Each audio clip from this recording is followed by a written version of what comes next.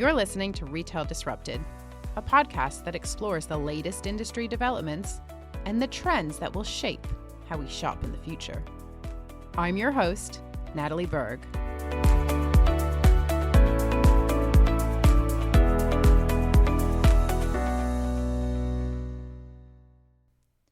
This week on Retail Disrupted, we are talking about the customer experience. We're going to explore some of the differences in US and UK grocery retailing. We're going to talk about why some friction is actually a good thing. And we're also going to discuss why it's essential to keep investing in the customer experience despite the difficult trading conditions. To do that, I am thrilled to have Richard Hammond on the podcast. Richard is the CEO of Uncrowd, which is a SaaS platform trusted by global retailers and brands to provide the next generation of customer analytics. Richard is also the author of 2 books. His most recent book, Friction Reward, was published in 2019. And he also wrote Smart Retail, a best-selling retail manual, which is now in its 4th edition and has been translated into 17 languages. Richard, welcome to the podcast. Hi, Natalie. Thanks for asking me on. Oh, it's great to have you here. Look, I know you are mega busy, and I really appreciate you taking the time out to be with me today. Before we started recording, I was thinking back to the last time we recorded a podcast together, which was pre-COVID, 2019. Yeah, I don't know if you remember. I do, yeah. Yeah, we met up, I think it was it King's Cross? Yeah. Somewhere in North London. Yeah. That's it. And we recorded the Retail Craft podcast, which was good fun with Ian Jindal of Internet Retailing and Martin Newman and Maya Knight. So good fun, but a lot has changed in that time. So I'm looking forward to our conversation today. So let's just start out with some intros, I think. We have a lot of mutual connections, and I'm sure many of my listeners will know you already, but perhaps you can just share a few words about yourself and what it is that you do. Sure. Well, where I've landed up now is I'm building we're a scale up now. We've moved on from startup in the customer experience analytics area. We've done something pretty cool there and people seem to want it. But of course, I'm concentrating on my retail vertical, even with that company, because retail is where I'm from. I've been a retailer for 37 years now, on the client side for quite a long time of that, operations and marketing and all sorts. And then I ran a retail consultancy for 20 years, which was brilliant. And then some git persuaded me to chop all that in and create a whole company full of needs and wants and all of those things. But it's actually just brilliant right now. We're seeing this is the most exciting period of retail I can ever recall, both in my 37 years, but also in the last 100. It's an extraordinary market to be in, and I'm full of wonder and woe at it. Yeah, I agree. I share that sentiment for sure. Now, today we're going to talk about grocery retailing and specifically some of the differences on either side of the Atlantic. Because, we share a common language, but when it comes to supermarkets, it's very different. I think more different than people realize. And you said that you've recently visited 44 US grocery stores across 8 different states, and you've literally gone from coast to coast. So maybe you could just talk us through exactly what you've been up to and some of the findings of these store visits. So we're working with one of the most significant grocers on the planet now. And what that's enabled us to do is something which would be a bit of a luxury in my kind of previous life in consultancy, but has been a fabulous education where we've done 2 things. We've, as a leadership team in our business, we've gone and physically assessed 44 different retailers, grocers. So everyone from Walmart to Ralph's to Vons to Food Lion to Publix to Target, Trader Joe's, all those lovely places, and many in between. And at the same time, we've had our actual data process going on in 1,200 of those stores. So we've got data feeds coming from those 2. And I added it up this morning thinking that we were going to talk about how many states it was. And it's 10 states. I thought it was 8, and it's 10. I'm losing track now. But also there's that extraordinary thing that we talk about separated by a shared language. We've seen over the last 3 months incredible differences between states. And it's the first time I've finally understood that thing of the states really are a confederate. Oh, confederation is the wrong bloody word, but I've been a bit in the South recently. It is a federation of individual cultures and individual ways of looking at the world, and even different ways of talking about things and different ways of displaying fruit and veg, for goodness sake. But it's been incredibly instructive to see the differences between this marketplace and Europe. Yeah, yeah. I mean, I'd agree with that because it's such a fragmented market. I mean, I've obviously lived over here in the UK for nearly 20 years now, but I grew up in Connecticut and it was Stop and Shop. I mean, Stop and Shop, Walmart. I never even heard of Vaughn's and Ralph's and Kroger, Yeah, ironically, until I moved to London and started studying these yeah, supermarkets. So yeah. it's very, very localized. Well, that extreme kind of fragmentation of the market really, as a Brit, takes you by surprise. So, one of the supermarkets we've been looking at is Food Lion, and Food Lion are concentrated around Georgia. And Food Lion is a $40 billion company that nobody's ever heard of. And then you look into the logo, and the lion is a Hull Delahaye's lion. It used to belong to them, and it's been left behind that. And it's a really good business, really interesting business. And you kind of go, how how is that? You compare that to the UK market where you've got Tesco's at 60 odd billion pounds, and then you're very quickly down to a reductive kind of a few pennies here and there. And that's the wonder of the US market for me, not just as a supplier to the US market, but as a customer. The variety and character that still remains. People talk about Identikit America and Identikit Britain. I would argue that America has far more individuality still, far more variety than we have here by quite some distance. And it's lovely to celebrate that.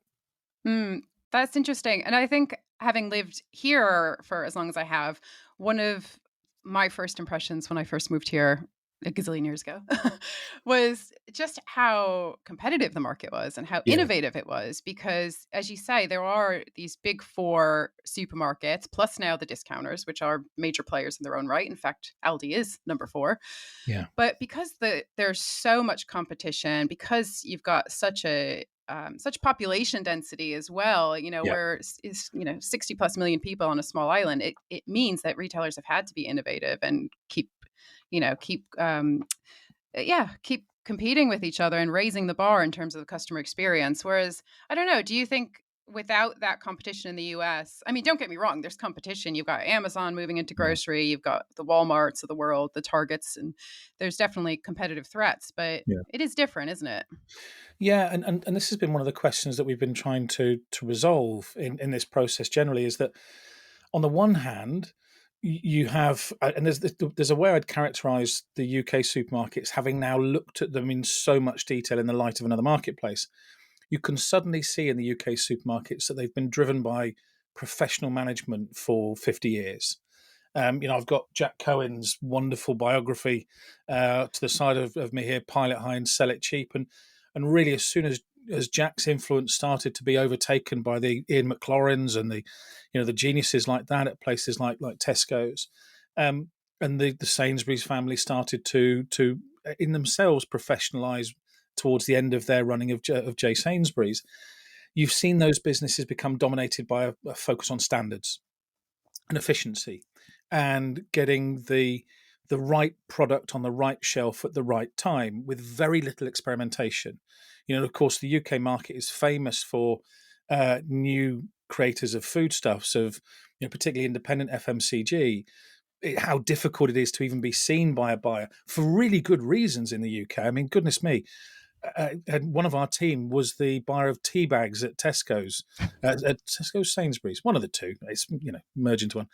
And Chris talked about how every single day he would be bombarded by suppliers wanting to do something different with tea, and how it becomes impossible to focus on it. So you get this focus on efficiency and standards that starts to become really rather dry and really rather uninspirational. And it ends with people like Dave Lewis at Tesco's very reasonably removing the bulk of deli counters and some of those more performative elements of the experience. And he was right to do it in the UK marketplace. Again, our data back that up. You can Do you prove. think? Oh yeah, totally. Well, we know from a couple of reasons. Our mole at another one of the supermarkets quietly told us that they'd done exactly this in 20 test stores a year previously, and how, on the one hand, how our analysis actually matched their real numbers, but also how little it had affected their trade for a gigantic cost reduction payoff. And so, Wow, that's surprising to me. Sorry to interrupt, but I'm oh, surprised by that because and I that was really interesting. I was the same as you. So we've got a very similar kind of bird's eye perspective on the UK retail market. We look down, we look across, we look under. I don't know. We look at it with an analyst's eye, thinking about the total experience. And so when we did the data on that, we've got this tool that basically looks at observable reality rather than customer feedback. So there's no subjective opinion; it's the facts. And so here was me very biased because I had the same view as you, which is, well, you're taking away something that Aldi can't do. exactly. You're Yeah. definitely upsetting a certain group of customer stories that are traditionally coming into your businesses. It doesn't seem very compatible with the finest part of your presentation. Um, so I ran the numbers almost in a huff, and we were doing a bit of work with Tesco's Labs at the time, and the numbers said, no, actually, there are a couple of customer stories that you'll now lose, but it won't. What you're doing won't stop the people who are moving away to Aldi from moving away. It won't stop your loss to the discounters, but it will give you millions of pounds to spend on reducing prices and defending that leaky tap from that move away. And I was shocked by that. It made total commercial sense, but it feeds into the point that you were making earlier on, which is that because that characterizes our market in the UK is hyper competitive, exactly as you say, the density of population, the efficiency of the experience, that contrasts markedly with the bulk of the American market, which is about grocers that were run by entrepreneurs for a very long time, often still bearing their name.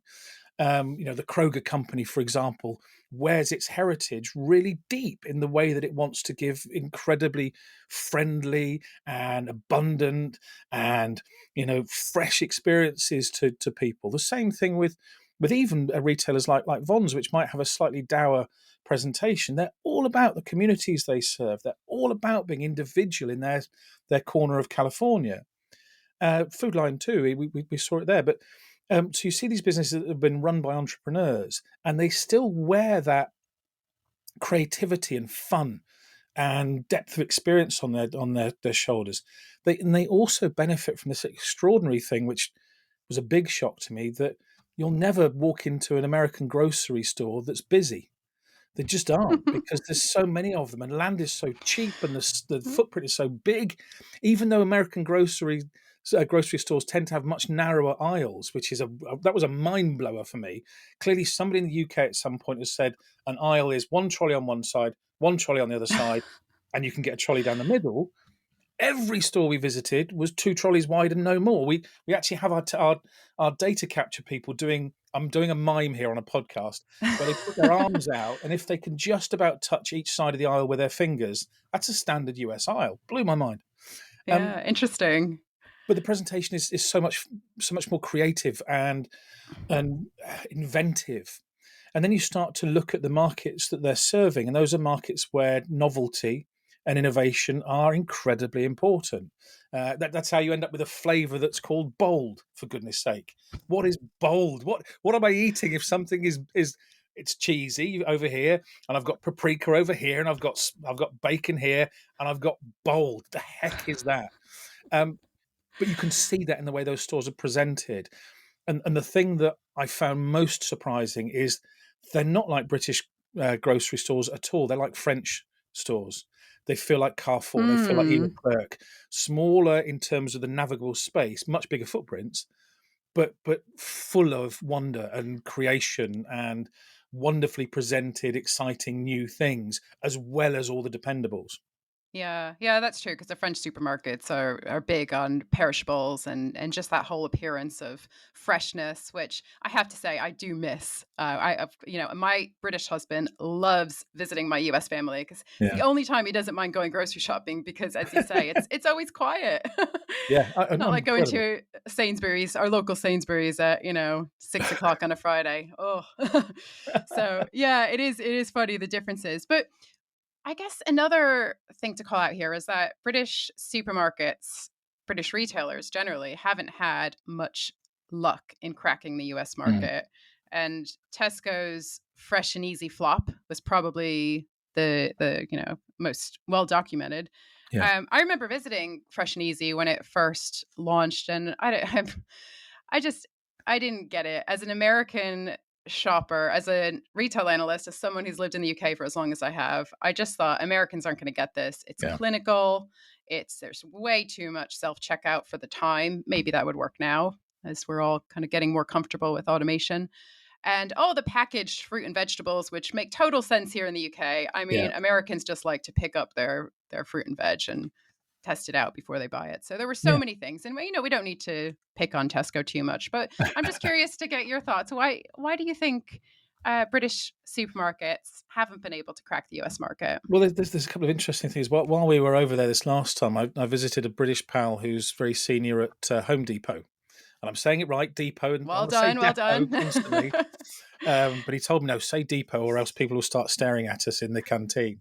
And of course, Home Depot is this incredible business, a behemoth, and he talked a lot about that kind of what makes an American business tick and what challenges you as a British exec entering. And in fact, he's been there 20 years now, and he was talking about how hard it is to learn what politeness really means in a US business context. So, and we're starting to learn that now. Is that Americans are actually, it's funny, isn't it? We Brits have this odd. I say we Brits. I'm the Brit. You're an honorary Brit right now. I'm dual. Dual. We Brits are stereotypers of these incredibly polite, quiet, shy people in bowler hats. And at one point last month, when I said cheerio to somebody in Iowa, they almost melted on the floor. It was wonderful. They didn't And point you to aisle 5 for the cereal, did they? yeah. um, but we're seen as that, and actually in business it's not true. We're way more direct than Americans with each other. We're way more upfront. We're way more specific about criticism. Whereas you watch Americans working with each other, and we've been based in our particular clients' offices for all that time, so we've really been in the centre of really being, what it's like to be part of that.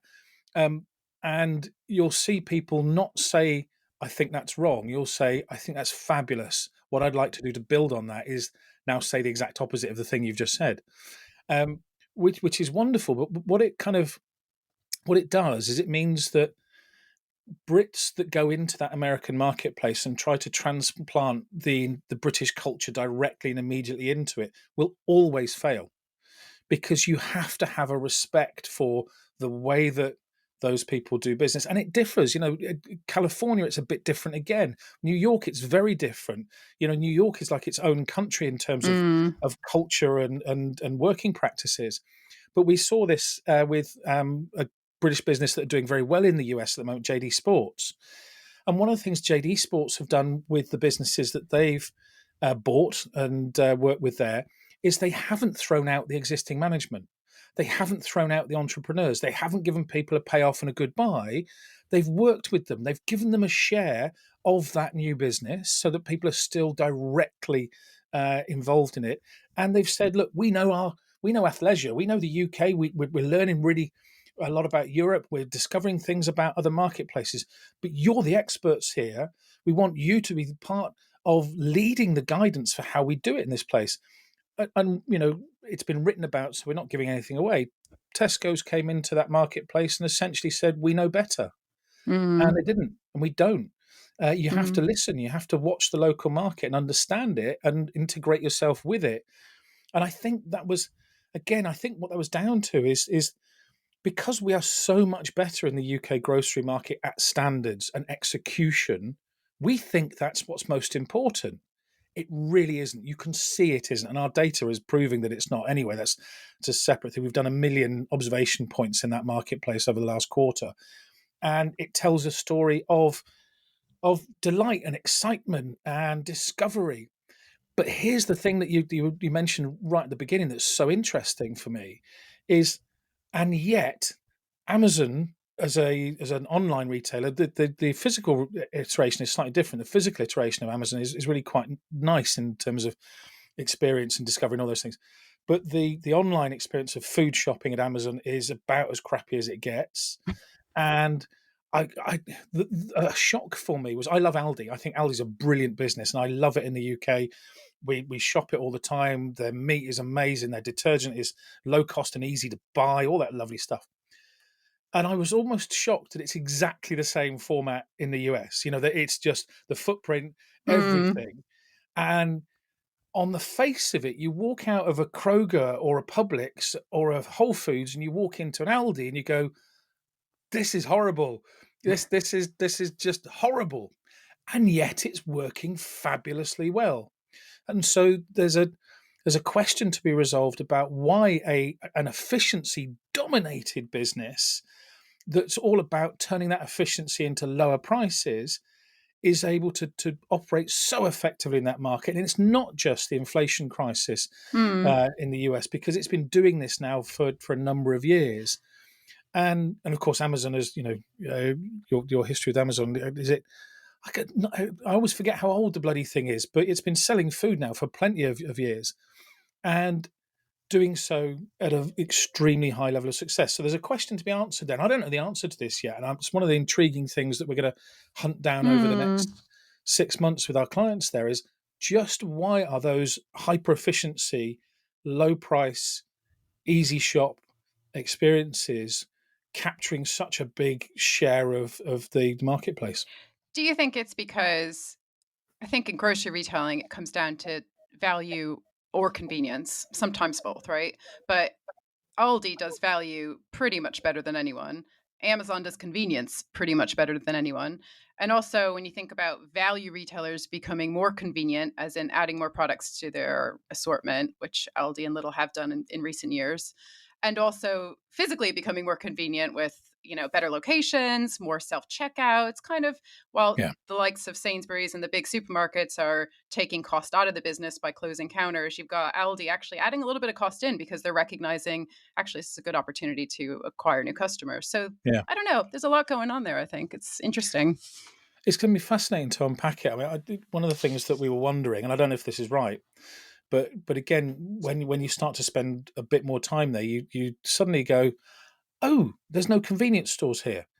There's New York's got its bodegas, um, but Cincinnati, for example, where we've spent a lot of time over the last 3 months, downtown Cincinnati has one mini mart on the edge, the entire downtown area, but it has a whole bunch of I've suddenly forgotten the bloody Walgreens. Has a Hmm. bunch of Walgreens, which are that are essentially They convenience are stores that convenience also sell stores. you, Yeah. blood pressure medicine, albeit in the wrong part of the store. And so you start looking at it and going, oh, actually, the convenience store there is that there are 15 big supermarkets within a short drive from my house, no matter where I live. And I wonder if Aldi is almost fulfilling the function of the top-up shop convenience store here. And when we've one of the things you do when you're doing these assessments is you very subtly and without looking like you're a criminal, particularly in an unarmed nation, um, you, you kind of look into people's trolleys and baskets, trying to see what their combinations are. And there was a lot of convenience-looking baskets. So Mm. staples, milk, eggs, bacon, and one big protein or one ready meal, or a bunch of snacks and some bottles of pop. It was You could see a lot of that very consistently, and very few large baskets. So I'm wondering if Aldi has performed, but I don't know whether that's true or not. We've got to actually do some work on that. But Mm. it might be that one of the outputs from our piece of work is actually to talk about the lack of convenience formats in the grocery marketplace, and maybe that's maybe if you are a Kroger's or a Target or whatever it is, that maybe you spin out the convenience part of your offer and put it as a standalone, particularly given that land is like 5p no matter wherever you are. Yeah, yeah, that's interesting. And it's also sparked a thought, which is what we're seeing with Aldi here in the UK, as in they during COVID, like everyone, tried to get online, realized the economics don't stack up, but actually click and collect is a good halfway house. Yeah, But it costs nearly £5 for the service. And you think the average Aldi shopper isn't going to fork out £5 for the pleasure of clicking and collecting. So yeah, they're now quietly rolling that back. I spoke to a journalist at Which a couple weeks ago about it. And I just think, again, it's about figuring out the the economics of it all and yeah, whether there is genuine customer demand, and where do you play? What's your purpose? Are you a value retailer, or do yeah, you want to, how tempting is it to move into that convenience space? Well, I can imagine pretty yeah. tempting, but ultimately you've got to stick to what you do well. Well, it's really interesting, that one, because we do know from the inside the economics of what's happening there, and I can't even hint at what's actually going on, and it's fascinating, the real reason for it. But Oh. yeah, Florian will beat me with a stick, and so Fair enough, we'll I have to can't say anything. keep But us it's guessing. it's a typically it's the hint I'll give you is it's not a million miles away from the way Amazon look at innovation. No, not even innovation. The way that Amazon look at expanding their marketplace. It's that kind of exercise. Okay, interesting.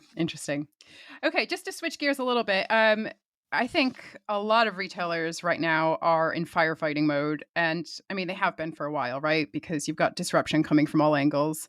Just this morning here in the UK, we've heard that 1 million households will see a £500 increase in their monthly mortgage payments. I mean, that's gonna hurt Mm. a lot of people. It's gonna really put a dent in our ability to spend. So I think for a lot of people, it's going to get worse before it gets better.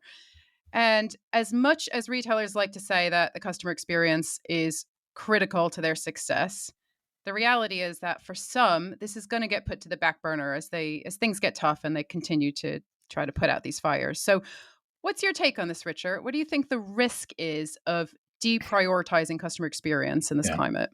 there is a definite risk, and the risk is in a number of areas. First of all, is as a stats nerd and as a data nerd, you start to unpack some of those numbers. So, 1 million households in the UK are going to be hit by £500 raises. There are 25 million households in the UK, or 26 million now. So already we're a tiny fraction of overall households. Now it would be crass to argue that those other 24 million haven't experienced price rises. They have, although some of those are being mitigated even further now, particularly the energy price rises that Mhm. we've seen. Um, that million households even there is a subset of the mortgage holding households in the UK that don't have fixed mortgages, or that have fixed mortgages that don't go into the next couple of years. So there's a big headline. And the second thing to remember, and this is something that again, at my age, we've been through so many recessions. None of them are my fault, but I remember them all the way through from 1988 onwards. And an extraordinary thing happens in every recession, which is that if somebody is experiencing £500 a month increases in their mortgages, they say, "We're not buying a car this year. We can't afford to go on holiday this year." And then they notice that there's a bit more money in their pocket than they thought at the end of the month, because those big purchases, we're not doing the extension, we're not putting a conservatory on, we're not getting a patio set, those things. Mhm. And that's when the treats start to increase. And this isn't anecdote, this is just true, it's in the data. And so, we've seen, for example, in grocery, overall spends hold up, but the mix of those spends change. So quite a lot of substitution to private brands. And again, that's a surprise, UK versus US. We are far better at private brands than any of the US Mm. retailers. So if I say we, like I've been part of it, it's not me. Um, but UK grocery is brilliant at that kind of thing and has been for a long And time. and private label penetration is now tipped over the 50% mark here, Yeah. which feels pretty significant. So, Yeah, it does, and yeah, there's a couple of things that have driven that. Is not only is it about the money, it's about Aldi having persuaded people, middle class people, that private label can be high quality, and you don't need that many articles and blind testings to establish that actually. this thing that stays in my cupboard and that nobody ever sees, which is actually quite nicely packaged as it is good value. One of those one of the private labels that is really interesting to watch in the US is Whole Foods.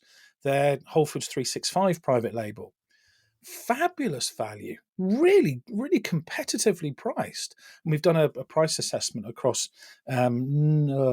18 different brands come around with this. There's loads, and 365 comes out really competitive. But the share of the share of volume for 365 is still pretty pitiful, almost to the point where you think this is offered as a signifier. It's a signal Mm. giver to make people feel that Whole Foods isn't as expensive as it is. And other data that's been shared with us shows that hasn't worked.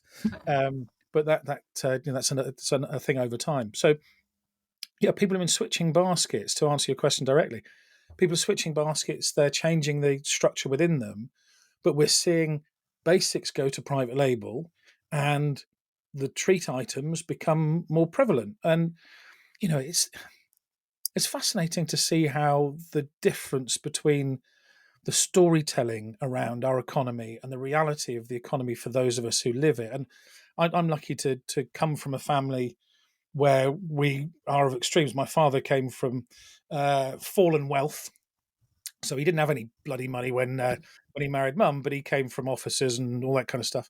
Mum's from a council estate, and so my family is across both of those things. And Mm. I feel lucky to be aware of my circumstance being different from other people's, Mm.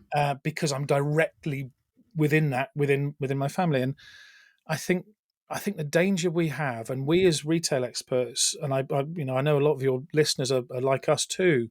I Mm. think we have a duty to help support positive sentiment in our marketplaces, because it's all sentiment driven. 1 million households are facing a horrible time. My daughter's one of them, for example. So her mortgage is Mm. going up because she unfortunately doesn't have a fix. So she's one of those million. It's horrible, Mm. um, and we'll have to support that.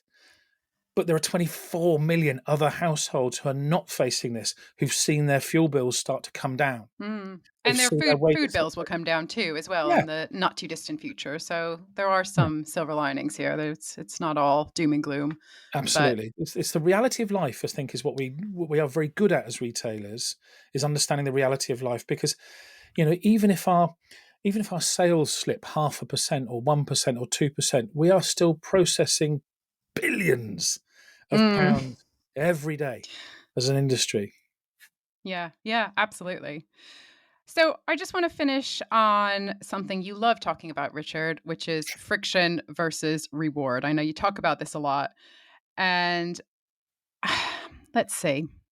There's so much to unpack here. Let's start out with the news. So it's not hot off the press news, but relatively recently, Sainsbury's has started putting gates at their self checkouts.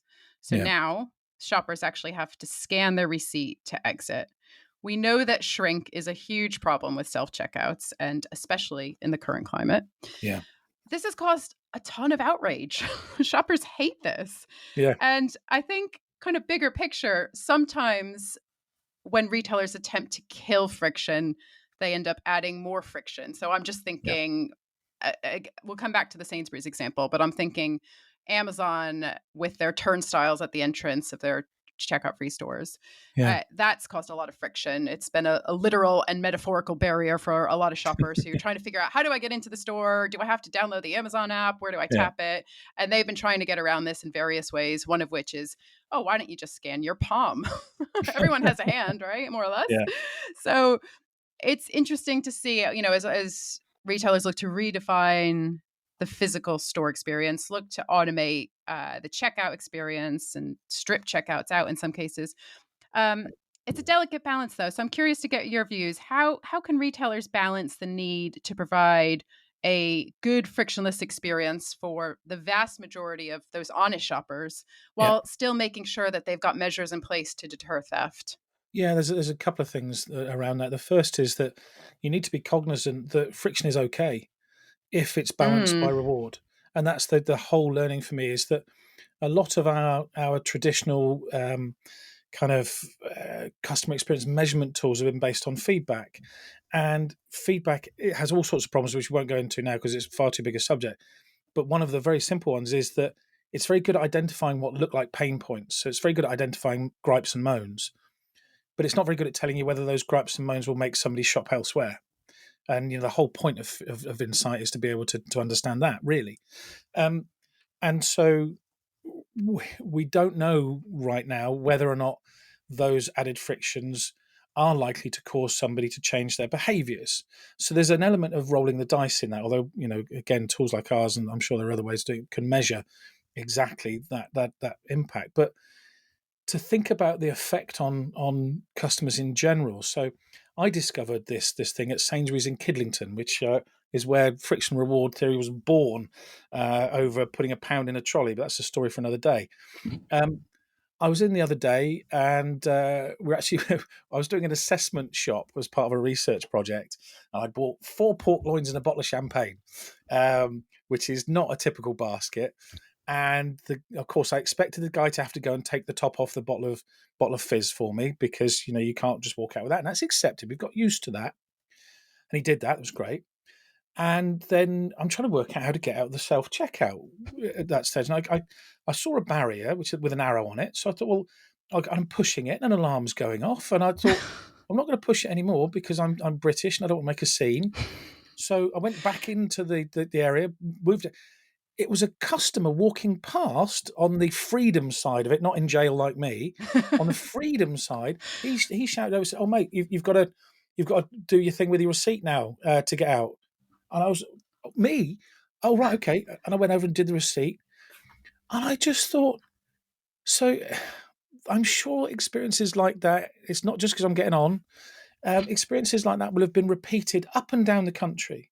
So you have to ask yourself, as Sainsbury's, the need I've got to reduce shrink is sitting on one pot in one column. For the amount of additional deep friction I'm adding to the experience, is there other things in my experience that make that worthwhile? And more importantly, relatively to other ways that the customer can fulfill this need, am I concentrating as Sainsbury's on my needs and not the customers? Is this going to drive that customer to start putting an order in with Amazon Fresh? Is that going to drive the customer to increase their relationship with Ocado? And that's what retailers are just awful at in the UK, and actually most places, is looking at those experiences relative to the alternatives. And it feels like a neat trick. That's exactly what my business is for, because as a retailer, I wanted to understand those things. I put out an academic paper around a way of doing that that's now turned into a real way of doing it, and anybody can tap into it. But that amount of friction has an impact. And so you could say, do we go the American route, and do we invest a little bit more in our self-service tools? Do we have a greeter who is also an exit random checker? And because everybody's doing that, that becomes a little bit easier to swallow. And one last thing, I loved the difference between our self-serve and their self-serve. And this is across dozens of different retail environments.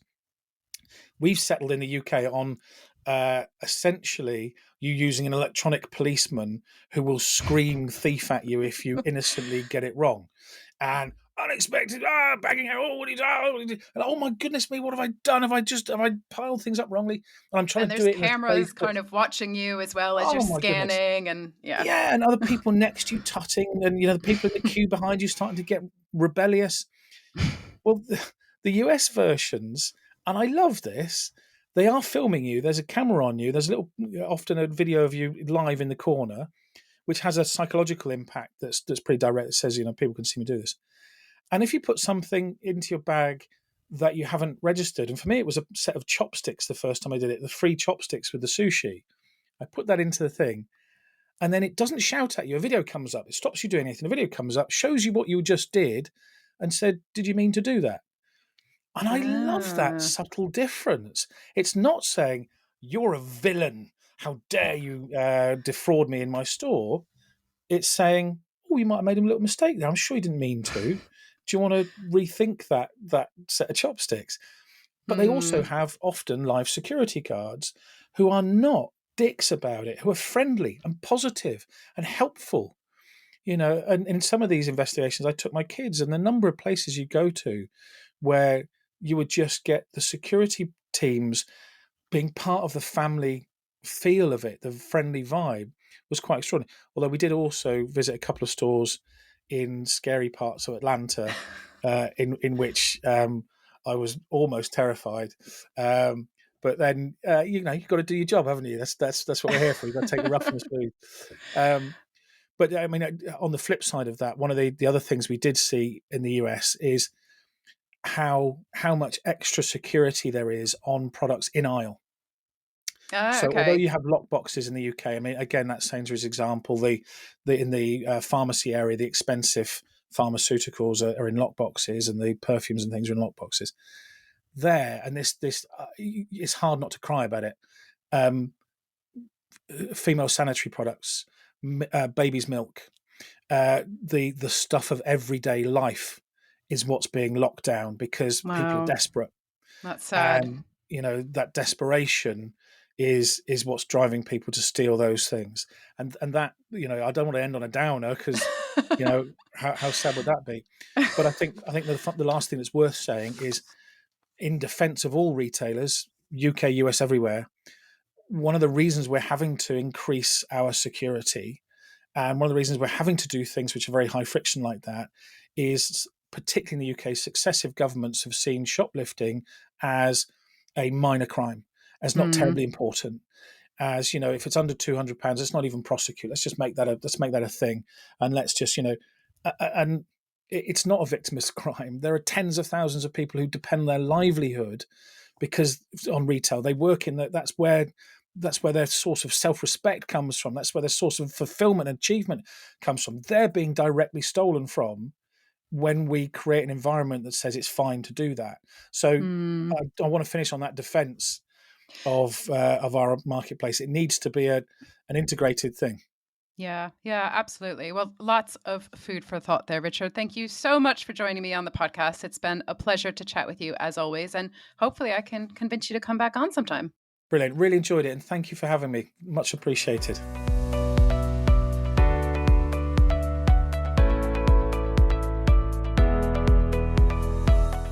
Thank you for listening to Retail Disrupted.